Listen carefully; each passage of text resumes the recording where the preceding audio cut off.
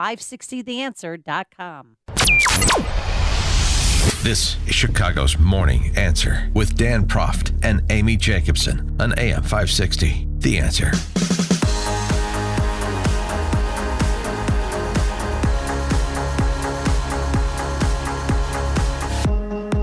Good morning, Dan and Amy. And in his op-ed in the Wall Street Journal about Bernie Sanders mainly, and that he is a viable candidate. He could win this time because he's doing a better job at shaving down the rough edges of socialism for public consumption. Karl Rove writes, Mr. Trump's task will be to convince Americans that a socialist turn would be a ruinous change. And it won't be as easy as Republicans may think after Sanders' performance in that Fox News town hall, so saith Karl Rove. I think he's partially right. I think, yes, that socialism would be a ruinous change, and to explain to people that is the case. It'll be different this time is not something you should believe from the Democrat socialists. But part of that is explaining the virtues of capitalism, the virtues of markets, which is just you and me engaged in voluntary exchanges of goods and services.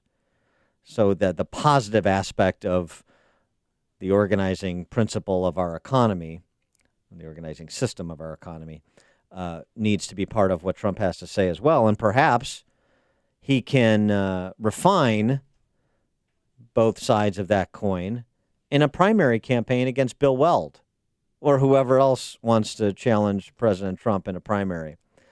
Bill Weld, the former governor of Massachusetts, we reported on Monday, released a video over the weekend announcing his candidacy for the Republican nomination for president, fresh off his curious run as the VP candidate for Gary Johnson in the Libertarian Party in 2016. Bill Weld just can't quit us, apparently. For more on this, 2020 in general, Bill Weld specifically, we're pleased to be joined again by Daniel McCarthy, who's a writer at The Spectator, director of the Robert Novak Fellowship Program at the Fund for American Studies, and editor of Modern Age, a conservative review. Daniel, thanks for being with us again. Appreciate it. Oh, thanks for having me on. So what, if anything, should intrigue us about Bill Weld's primary challenge? Well, the main thing, I think, is simply the irony here that the Never Trump gang has been really hoping that they would have a certain Massachusetts former governor running against Donald Trump in the Republican primaries next year. And they wound up with a former Massachusetts governor, but it's not the one they want. They have Bill Weld instead of Mitt Romney.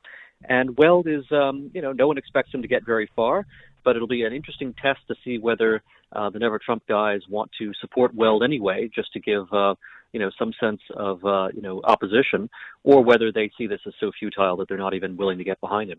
So do you actually think that former Governor Romney could have beaten President Trump in a primary?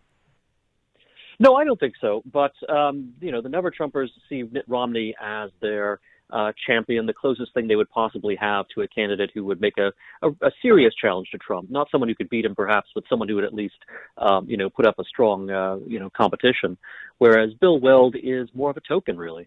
Yeah, right. I mean, time has passed him by. I mean, he did have a run as Massachusetts governor in the 90s, and he did some good things, and I'm happy to concede those points. But, I mean, ever since then, it's been, trying to get back into the game by any opening available, and that sort of speaks to somebody who is, ambitious on a personal level, not necessarily a policy one.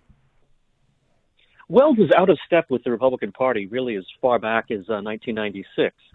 When he was still governor of Massachusetts, he wanted to become wanted to get appointed by Bill Clinton to become ambassador to Mexico. And Senator Jesse Helms, when the Republicans controlled the Senate back then, said that Bill Weld was simply too liberal to be approved by a Republican Senate.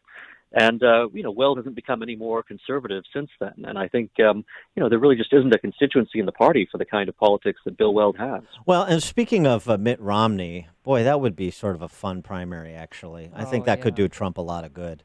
But not going to happen. But Mitt Romney coming out against Herman Cain for nomination to the Fed Board of Governors.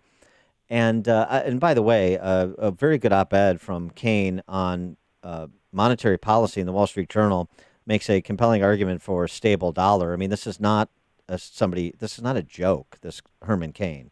He's a smart guy. He's an accomplished guy in business. He sort of rails against the same professorial standard that is being used to try to undermine Steve Moore, although Steve Moore hasn't generated opposition from some Republican senators the way Herman Cain has. And I just wonder about this sort of continued schism within the Republican Party, if it's a real schism or if it's just sort of the never Trump offshoot with respect to the experts, the policy experts from academia, from inside the Beltway, from all of the institutions controlled by cultural Marxists versus the doers out there, either advancing the cause of free minds and free markets like Steve Moore has for 30 years, or actually finding success in business like Herman Cain has. It certainly looks like a great deal of snobbery on the part of people like Mitt Romney or Bill Kristol out there in the sidelines, sort of heckling away at whatever Donald Trump and the Republicans do. Herman Cain, of course, has experience himself with the Kansas City Fed. Yeah. He's someone who's, well qualified for this position. But Mitt Romney, I think, sees this as simply an opportunity to kind of preen his own feathers and put himself out there as someone who's willing to, criticize Donald Trump and criticize a nominee like Cain. Of course, Trump is reacting to all of the Democrat candidates for president, whoever sort of the it person of the week. So this week, last week, it's been Mayor Pete as somebody he'd love to run against. What's your sense of who from the field as it currently exists, and throw Biden in there too, do you think is the best matchup for President Trump, the person he should most want to run against? That's a great question. I actually think the most interesting race would be the one against Bernie Sanders. And whether that's the race that Donald Trump most wants to have may be a separate question. But I think it would really bring out some clear differences between the parties. On the one hand, with regard to basic questions of capitalism versus socialism. But on the other hand, it would also mean that both candidates were really trying to win over middle American states, places like, Pennsylvania and Michigan. And it'd be very interesting to see how they would take their messages and sort of pitch them in competition. And I think that would actually do Donald Trump some good. It would force him to, sort of go back to the states he won back in 2016 that no Republican had won since Reagan, and really refine his message for them in a way that I think some of these other Democrats, that I think they might lull them into complacency, because it would seem as if they don't have as much of an appeal to places like that. But it may just be that, there's a reaction against the president, and that could help some of these other contenders. What about, I know he hasn't announced yet, but Joe Biden? I mean, that would be a real contentious debate. They would have definitely if he was the Democratic nominee. But do you think that he could actually is there any Democrat that could beat President Trump? Well, that's a good question. It's certainly possible that a Democrat could beat Donald Trump, although it's hard to see exactly which one of the current contenders has the best shot. Joe Biden is one of these candidates who is probably at the peak of his popularity before he enters the race. You saw that with Hillary Clinton as well. You've seen that with any number of other candidates over the years. Because the problem is, you have a figure like Joe Biden about whom people have certain kind of misty-eyed recollections. They think of him as being, a sort of regular Joe. But once he actually gets in the race, he's going to face a lot of, sort of a criticism based on his record as a senator. He's going to face criticism over his sort of odd personal approaches to human beings.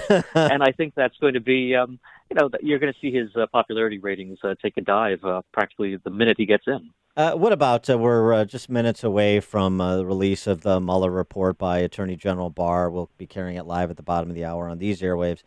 If it is sort of furthers the same back and forth we've been having in the political sphere since the Barr summary was released, should Trump, do you think, just drop it and move on and let Democrats obsess about it? Or should he continue to engage in the gamesmanship over the interpretation of the Mueller report and the findings of his investigative team? Well, I think inevitably he's going to have to respond. The Democrats are going to take, any kind of criticism in that report and use it as a kind of rope with which to hang the president. They're going to, I don't know if they'll actually go for impeachment, but they're certainly going to have hearings and try to make things as uncomfortable as possible. So the president is going to have to punch back.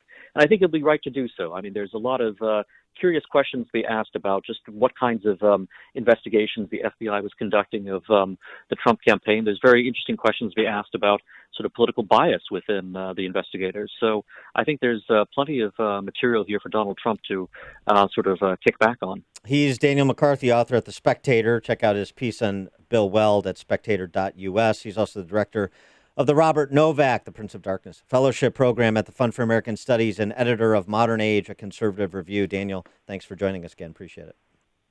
Thank you. And he joined us on our turnkey.pro answer line. If you're talking about it, Dan and Amy are talking about it. It's Chicago's Morning Answer on